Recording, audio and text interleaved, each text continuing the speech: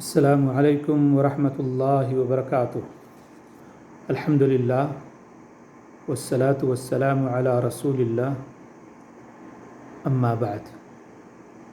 پیارے ساتھیوں، دوستوں، دینی ملی بھائیوں، اللہ رب العالمین کا شکر ہے کہ اس خالق نے، مالک نے ہم سب کو ذی الحجہ کا مبارک مہینہ عطا کیا۔ پیارے ساتھیوں، اس جون کی 30 تاریخ سے خلیج کے ممالک میں ذی الحجہ کا مہینہ شروع ہو جاتا ہے۔ اپنے ملکوں میں، ہند و نیپال وغیرہ میں، وہاں اس کے ایک دن کے بعد سے شروع ہوگا۔ اور آپ جانتے ہیں یہ ذی الحجہ کا مہینہ، اس کا پہلا عشرہ یعنی پہلے 10 دن اسلام میں انتہائی اہمیت کے حامل ہیں، بڑے ہی عظیم دن مانے جاتے ہیں۔ اللہ رب العالمین نے ان دنوں کی قسم کھائی ہے۔ قرآن کریم میں سورہ فجر میں اللہ تعالیٰ نے ارشاد فرمایا، اعوذ باللہ من الشیطان الرجیم، بسم اللہ الرحمن الرحیم، والفجر ولیال عشر۔ قسم ہے فجر کی اور قسم ہے 10 راتوں کی۔ حضرت عبداللہ بن عباس اور دیگر مفسرین کرام کا کہنا ہے کہ لیال عشر سے مراد ذی الحجہ کے پہلے 10 دن ہیں۔ اسی طرح سے اللہ کے رسول صلی اللہ علیہ وسلم نے ارشاد فرمایا، حضرت عبداللہ بن عباس رضی اللہ تعالیٰ عنہ کی روایت ہے، صحیح بخاری کی روایت ہے، آپ صلی اللہ علیہ وسلم نے فرمایا، ما من ایام العمل الصالح فيها احب الى الله عز وجل من هذه الايام يعني العشر۔ قالوا يا رسول الله ولا الجهاد في سبيل الله؟ قال ولا الجهاد في سبيل الله الا رجل خرج بنفسه وماله فلم يرجع من ذلك بشيء۔ اسے بخاری کی روایت ہے، جس کا مطلب کیا ہوا؟ اللہ رسول صلی اللہ علیہ وسلم نے فرمایا کہ کوئی بھی ایسا عمل نہیں جو اللہ رب العالمین کے نزدیک زیادہ محبوب ہو ان دنوں سے، یعنی ان دنوں میں جو اعمال کیے جاتے ہیں وہ دوسرے دنوں کے مقابلے میں اللہ رب العالمین کے نزدیک زیادہ محبوب ہیں، زیادہ افضل ہیں۔ صحابہ کرام نے کہا، اللہ رسول صلی اللہ علیہ وسلم کیا دوسرے دنوں کا جہاد بھی ان دنوں کے اعمال سے افضل نہیں؟ آپ صلی اللہ علیہ وسلم نے فرمایا، دوسرے دنوں میں کیا ہوا جہاد بھی ان دنوں کے اعمال صالحہ سے افضل نہیں۔ ہاں، وہ شخص جو اپنی جان مال کو لے کر کے نکلا لیکن اس کا کوئی چیز واپس نہیں ہوا، وہ شہید ہو گیا، اس کا مال دشمن نے مال غنیمت کے طور پر لے لیا، تو ایسے شخص کا یہ عمل ان دنوں کے اعمال سے افضل ہوگا۔ اسی طرح سے ایک اور حدیث میں آپ صلی اللہ علیہ وسلم نے ارشاد فرمایا، مسند بزار اور ابو یعلا کے اندر ہے کہ افضل ایام الدنیا العاشر، کہ دنیا کے سارے دنوں میں سب سے افضل دن ذی الحجہ کے یہ پہلے عشرہ کے دن ہیں۔ صحابہ کرام نے کہا، اللہ رسول صلی اللہ علیہ وسلم ان دنوں میں اللہ کے راستے میں جہاد کیا ہوا بھی ان دنوں کے علاوہ دوسرے دنوں میں اللہ کے راستے میں جہاد بھی اس کے برابر نہیں ہوگا؟ آپ صلی اللہ علیہ وسلم نے فرمایا، کہا اس کے برابر جہاد بھی نہیں ہوگا سوا اس شخص کے کہ جو گیا اور اس کا چہرہ مٹی کے اندر مٹی غبار آلود ہو گیا، یعنی وہ شہید ہو گیا۔ تو ان احادیث سے پتہ چلتا ہے کہ یہ بڑے ہی اہم اور بڑے ہی عظیم دن ہیں جس میں ہم جا رہے ہیں۔ اچھا، یہ سن کر کے آپ کو کچھ تھوڑا سا ایک سوال آپ کے ذہن میں آتا ہوگا کہ بھائی رمضان کے آخری عشرہ کے دن افضل نہیں ہیں ان دنوں سے؟ تو علماء نے اس کا جواب دیا ہے کہ رمضان کے آخری عشرہ کی راتیں افضل ہیں، اس لیے کہ اس میں لیلۃ القدر پڑتی ہے، شب قدر، جس کے بارے میں اللہ رب العالمین نے فرمایا کہ 1000 مہینوں سے بھی بہتر ہے۔ لیکن اس عشرہ کے دن افضل ہیں، اس لیے کہ اس میں اللہ رب العالمین جو ہے اس میں یوم عرفہ پڑتا ہے، اللہ رب العالمین اس میں لوگوں کی گردنوں کو آزاد کرتا ہے، اور اللہ کے رسول صلی اللہ علیہ وسلم نے صراحت کے ساتھ فرمایا ہے۔ اچھا، اور ان دنوں کے افضل ہونے کی ایک اور وجہ علماء نے بیان کیا ہے کہ جتنے بھی امہات العبادات افضل عبادات ہیں وہ سب کے سب دوسرے مہینوں کے اندر کیے جا سکتے ہیں.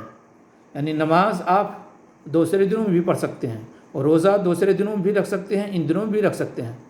زکوٰۃ صدقہ خیرات جس طرح سے دوسرے دنوں میں کر سکتے ہیں ان دنوں میں بھی کر سکتے ہیں. لیکن حج اور قربانی دوسرے دنوں میں آپ نہیں کر سکتے ہیں, صرف اسی ذی الحجہ کے پہلے عشرہ کے اندر ہی کر سکتے ہیں. یہ اتنی عظیم عبادت حج, جس کے بارے میں اللہ کے رسول صلی اللہ علیہ وسلم نے فرمایا کہ جس کا حج مبرور ہو گیا تو اس کا بدلہ جنت ہی ہے, تو یہ انہی 10 دنوں کے اندر ہوتا ہے. تو اس لیے یہ دن بڑے ہی عظیم ہیں, انتہائی افضل اور اہمیت کے حامل ہیں. ہم ان دنوں کے خیرات و برکات سے زیادہ مستفید ہونے کی کوشش کریں. اگر اللہ تعالیٰ نے ہمیں یہ دن دے دیا تو ہمیں ان دنوں کے اندر زیادہ سے زیادہ کیا کرنا چاہیے؟ سب سے پہلے کہ ان دنوں میں ہمیں زیادہ سے زیادہ اللہ رب العالمین کی بڑائی, اس کی تعریف, اس کی بزرگی اور کلمہ لا الہ الا اللہ کو زیادہ سے زیادہ پڑھنا چاہیے.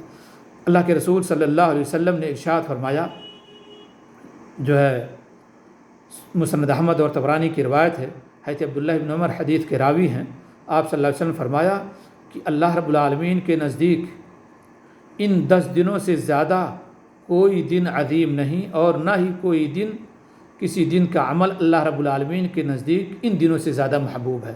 اس لیے تم لوگ ان دنوں میں زیادہ سے زیادہ تسبیح بیان کرو, یعنی سبحان اللہ کہو, زیادہ سے زیادہ تحمید یعنی الحمدللہ کہو, زیادہ سے زیادہ تحلیل یعنی لا الہ الا اللہ کہو, اور زیادہ سے زیادہ تکبیر یعنی اللہ اکبر کہو.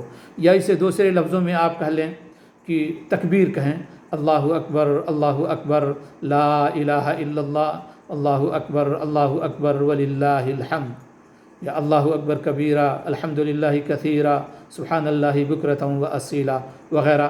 اس طرح کی تکبیرات کہیں. حضرت عبداللہ بن عمر اور حضرت ابو ہریرہ رضی اللہ تعالی عنہ کے بارے میں آتا ہے صحیح روایات میں کہ آپ لوگ بازاروں میں, مدینہ کی گلیوں میں ان دنوں میں زور زور سے تکبیر کہتے ہوئے گھومتے تھے, اور ان کی تکبیروں کو سن کر لوگوں کو یاد آتا اس دن کی اہمیت اور فضیلت, اور وہ بھی تکبیر کو کہنا شروع کر دیتے تھے. اس لیے ہم بھی ان دنوں کے اندر زیادہ سے زیادہ تکبیر تحلیل کریں اور دوسروں کو بھی اس کی تلقین کریں. اسی طرح سے دوسرا عمل ان دنوں کے اندر جو کیا جانا افضل ترین عمل ہے کہ پہلی تاریخ سے لے کر ذی الحجہ کی پہلی تاریخ سے لے کر 9ویں ذی الحجہ تک کا روزہ رکھنا. حضرت حنیدہ بن خالد سے ان کی بیوی روایت کرتی ہیں کہ امہات المومنین میں سے بعض نے ان سے بیان کیا ہے کہ اللہ کے رسول صلی اللہ علیہ وسلم اس ذی الحجہ کے پہلے عشرہ کے پورے 9 دن کا روزہ رکھا کرتے تھے, جیسا کہ سنن نسائی وغیرہ کے اندر وارد ہے. علامہ البانی رحمہ اللہ نے اس حدیث کو صحیح قرار دیا ہے. تو اگر ہماری طاقت ہو, رکھ سکتے ہوں تو ہم پورے 9 دنوں کا روزہ رکھیں, اور اگر اتنی طاقت نہیں ہے تو کم سے کم یوم عرفہ یعنی 9 ذی الحجہ کا روزہ رکھیں, جس دن ہمارے یہاں کے حساب سے 9 تاریخ ہو ذی الحجہ کی, اس دن کو ہم ضرور روزہ رکھیں, خود بھی رکھیں اور اپنے اہل و عیال کو بھی تلقین کریں کہ اس دن کا روزہ رکھیں. اس دن کے اجر کے, اس ایک دن کے روزہ کے اجر و ثواب کے بارے میں اللہ کے رسول صلی اللہ علیہ وسلم نے ارشاد فرمایا کہ اس سے 2 سال کے گناہ اللہ رب العالمین معاف فرما دیتا ہے, ایک گزرے ہوئے سال کا, ایک آنے والے سال کا. اس لیے ہم کوشش کریں کہ ان دنوں کو ہم ضرور روزہ رکھیں, جیسا کہ حضرت ابو قتادہ رضی اللہ تعالیٰ عنہ کی روایت ہے صحیح مسلم کے اندر کہ اللہ کے رسول صلی اللہ علیہ وسلم فرمایا, صوم یوم عرفہ یکفر سنتین ماضیہ و مستقبلہ و صوم عاشورہ یکفر سنتا ماضیہ. تو اس سے پتہ چلتا ہے کہ یوم عرفہ کا روزہ, اس سے 2 سال کے گناہ معاف ہوں گے, ایک گزرے ہوئے سال, ایک آنے والے سال کا. ہم کوشش کریں کہ ہم ان دنوں کو روزہ رکھیں. اپنے ملکوں میں عام طور سے ان روزوں کو صرف عورتیں رکھتی ہیں, مرد لوگ اس کی ضرورت ہی نہیں سمجھتے ہیں. جبکہ میرے خیال سے جتنا گنہگار مرد ہوتے ہوں گے اتنا گنہگار عورتیں نہیں ہوتی ہوں گی، اور اس اعتبار سے سب سے زیادہ ضرورت مند تو مرد ہیں کہ ان دنوں کو روزہ رکھیں اور اپنے گناہوں کی تلافی لیں، گناہوں کی بخشش کروائیں۔ لیکن بدقسمتی کہ ہمارے لوگ، شباب یا بڈھے لوگ، نوجوان لوگ، کوئی جو ہے ہمت نہیں کرتا ان دنوں کے روزہ رکھنے کی۔ کوشش کریں کہ آپ کم سے کم 9 ذی الحجہ جسے یوم عرفہ کہا جاتا ہے ضرور روزہ رکھیں۔ اسی طرح سے ان دنوں کے اندر کیے جانے والے اعمال میں سے ہے کہ جب ذی الحجہ کا چاند نظر آ جائے، اگر آپ قربانی کا ارادہ رکھتے ہوں، چاہے آپ نے بھی جانور خریدا ہو یا نہ خریدا ہو، ارادہ ہے قربانی کرنے کا، تو آپ اپنے بال، ناخن یا چمڑے وغیرہ نہ کاٹیں۔ جیسا کہ حضرت ام سلمہ رضی اللہ تعالی عنہ کی روایت ہے سنن صحیح مسلم میں کہ آپ صلی اللہ علیہ وسلم نے فرمایا کہ جب ذی الحجہ کا پہرا عشرہ داخل ہو جائے اور تم میں سے کوئی شخص قربانی کرنے کا ارادہ رکھتا ہو تو وہ اپنے بال کو یا اپنے ناخن کو، اور ایک روایت میں آتا ہے اپنے چمڑے کو بھی نہ کاٹے۔ تو اس لیے اگر آپ قربانی کا ارادہ رکھتے ہیں تو آپ اپنے بال، ناخن اور چمڑے وغیرہ کو نہ کاٹیں۔ ہاں اگر جھاڑتے وغیرہ، کنگھی کرتے وغیرہ، غسل کرتے وغیرہ اگر ہمارے کچھ بال گر جاتے ہیں تو یہ مرے ہوئے بال ہیں، اس میں کوئی حرج نہیں۔ اسی طرح سے اگر ہمارا کوئی ناخن ایسا ہے جو ہمیں تکلیف دے رہا ہے، اس کا نکالنا ضروری ہے تو ان کو بھی نکال سکتے ہیں، لیکن بالقصد ناخن کاٹنا، بالوں کو کاٹنا، یہ اللہ کے رسول صلی اللہ علیہ وسلم کی نافرمانی ہوگی، اس سے بچیں۔ اگر کسی سے یہ ہو جائے ایسا کام تو اللہ رب العالمین سے توبہ اور استغفار کرے۔ اسی طرح سے ان دنوں میں جو کیے جانے والے اعمال ہیں، افضل ترین اعمال قربانی ہے۔ اللہ کے رسول صلی اللہ علیہ وسلم کی یہ سنت رہی ہے، ایک طرح کی سنت مؤکدہ ہے سمجھیے۔ آپ صلی اللہ علیہ وسلم نے اپنے 10 سالہ مدنی زندگی میں آپ نے ہر سال قربانی کیا ہے، بلکہ آپ اپنے قربانی کا جانور عیدگاہ پر لے جا کر کے وہیں ذبح کرتے تھے تاکہ صحابہ کرام کے اندر شوق پیدا ہو، اس کی رغبت ہو۔ بلکہ ایک حدیث میں آپ صلی اللہ علیہ وسلم نے اور سخت لہجہ میں فرمایا کہ جو شخص قربانی کی طاقت رکھتا ہو اور اس کے باوجود بھی قربانی نہیں کرتا تو ہماری عیدگاہ کے قریب نہ آئے، جیسا کہ سنن ابن ماجہ اور حاکم وغیرہ میں روایت وارد ہے۔ تو اس لیے ہمیں ہونا چاہیے کہ ہم اگر اللہ تعالیٰ نے ہمیں دیا ہے، توفیق ہے، قربانی کر سکتے ہیں، قربانی کرنے کی وجہ سے ہمارے بچوں کو فقر و فاقہ یا ہمیں اور کوئی پریشانی نہیں آ سکتی ہے تو ہم قربانی ضرور کریں۔ اللہ کے رسول صلی اللہ علیہ وسلم سے سوال کیا گیا یوم جو ہے 10ویں ذی الحجہ اور ایام تشریق کے بارے میں، تو آپ صلی اللہ علیہ وسلم نے فرمایا کہ سب سے افضل عمل ان دنوں میں الحج و ثج ہے۔ الحج یعنی زیادہ سے زیادہ تکبیر کہنا، اور ثج یعنی قربانی کرنا ہے۔ تو اس لیے ہم کوشش کریں کہ ضرور قربانی کریں اور اللہ رب العالمین کے نام سے کریں، اور اس میں بہتر یہ ہے کہ گھر کا جو مالک ہو اپنے نام سے کرے اور اس میں گھر کے سارے افراد کو شریک کرے، کہ یعنی یوں ارادہ کرے کہ اللہ یہ میرے طرف سے ہے، میرے اہل و عیال، میرے والدین اور میرے سارے گھر والوں کی طرف سے ہے، اور یہ انشاءاللہ یہ قربانی سب کی طرف سے ہو جائے گی، اور یہی رسول اللہ صلی اللہ علیہ وسلم کا طریقہ تھا۔